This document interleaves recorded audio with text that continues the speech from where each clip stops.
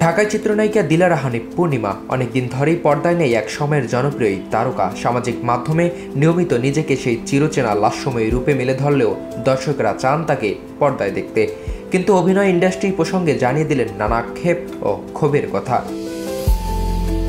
সাম্প্রতিক সময়ে কিছু ওটিটিতে পূর্ণিমাকে দেখা মেলে। অভিনেত্রীরও আগ্রহ রয়েছে ওটিটিতে কাজ চালিয়ে যাওয়ার, তবে অবশ্যই ভালো গল্প চরিত্র পেলে। এ প্রসঙ্গে সাম্প্রতিক গণমাধ্যমে এই নায়িকা বলেন, ভালো গল্প আর মানসম্মত চরিত্র পেলে এখনও কাজ করতে রাজি। তবে ওটিটি প্ল্যাটফর্মে কাজের আগ্রহ থাকলেও সিন্ডিকেট নিয়ে রয়েছে তার আক্ষেপ, যেটিকে বড় বাধা হিসাবে মনে করেন এই নায়িকা। পূর্ণিমা বলেন, ওটিটিতে কাজ করতে চাই, তবে সেখানে একটা বড় সিন্ডিকেট কাজ করে, বাইরে কাউকে সহজে জায়গা দেয় না। যারা ওই দলে আছে তারাই সব সময় সুযোগ পায়, অথচ অনেক মেধাবী শিল্পী আছেন যারা ভালো কাজ করতে পারেন, তাদের সেই সুযোগ দেওয়া হয় না। তবু আশাবাদী পূর্ণিমা। তার বিশ্বাস, প্রাপ্য সম্মান আর শক্তিশালী গল্প পেলে তিনি আবার অভিনয়ের নতুন উদ্যম খুঁজে পাবেন।